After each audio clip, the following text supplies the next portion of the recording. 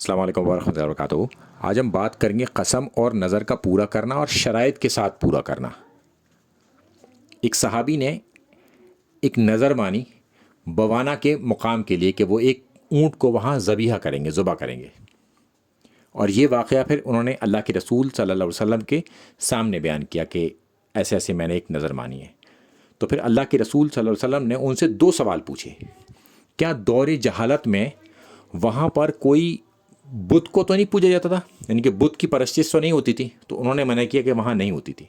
تو پھر انہوں نے پوچھا کہ اس دور میں، یعنی کہ دور جہالت میں، وہاں پر کوئی عید کا دن تو نہیں تھا ان کا؟ کوئی وہاں کچھ عید کا دن یا کچھ ایسی چیز وہ مناتے ہوں، خوشی کا کوئی مسئلہ کرتے ہوں؟ تو ایسا تو نہیں تھا۔ انہوں نے کہا نہیں۔ تو پھر انہوں نے کہا کہ تم اپنی نظر پوری کرو۔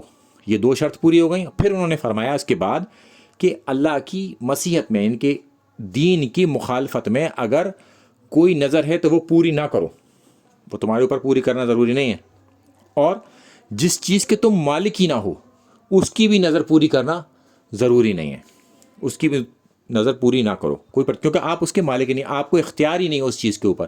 اگر کوئی کسی چیز کی نظر مان لے اور وہ اس کا مالک ہی نہ بن پائے، یعنی کہ وہ اس کے اختیار میں ہی نہ ہو، تو پھر اسے وہ نظر پوری کرنے کی کوئی ضرورت نہیں ہے۔ اس طرح سے اس حوالے سے جو لوگ پریشان رہتے ہیں وہ ایسا نہ کریں اور پریشان نہ ہوں، تو انہیں اپنی نظر پوری کرنے کی ضرورت نہیں ہے اس حوالے سے، کیونکہ لوگ نظر مان لیتے ہیں اور پھر ان کے اندر وہ قوت اور وہ چیزیں موجود ہوتی نہیں ہیں، ان کے پاس وہ وسائل، وہ ریسورس موجود ہوتے نہیں ہیں، اور پھر وہ پریشان ہوتے پھرتے ہیں، ادھار قرض ادھر سے پریشان ہو کے وہ بھاگتے ہیں اور اس کو نظر کو پوری کرنے کی کوشش کرتے ہیں۔ تو ایسے شخص جو ہے اس کو پورا نہ کریں، چونکہ اب وہ ان کے اختیار میں ہی موجود نہیں ہے، اور وہ جو دین کے خلاف ہو، یعنی کہ اللہ کے خلاف ہو، اس کو بھی پورا نہ کریں، چونکہ غلطی سے انسان سے ہو سکتا ہے کہ کوئی ایسی چیز کہہ دے وہ اپنی زبان سے، پھر وہ سوچے کہ یہ تو مجھے پوری کرنی پڑے گی، مگر وہ بات دین کے ہی خلاف ہے، تو اسے نہ پورا کرے۔ السلام علیکم ورحمۃ اللہ وبرکاتہ۔